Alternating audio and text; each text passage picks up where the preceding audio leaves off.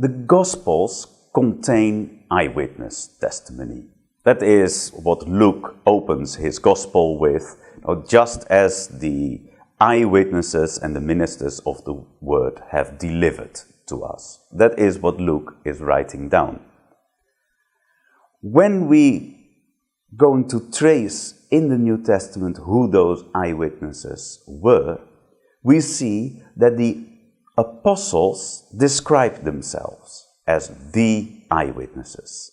In Acts 1, when the place of Judas Iscariot has to be filled with a new apostle in order to get the number back to 12, the requirement is that that person has to be an eyewitness of everything from the baptism of John onwards till the resurrection.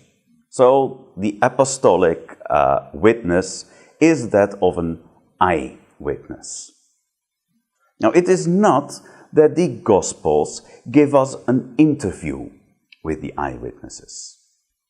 It is not that the Gospels are a personal report of what the eyewitnesses have seen.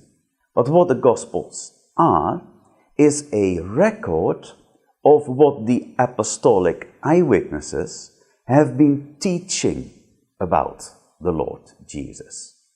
We see that from Acts 2 onwards, the apostles are teaching. They are teaching in the temple. The church come together to listen to the teaching of the apostles. Everywhere they go, you see them teaching, teaching, and teaching.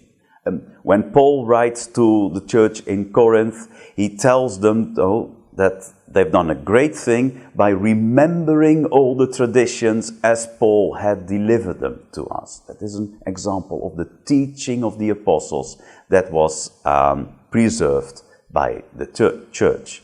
So how does eyewitness testimony affect the Gospels?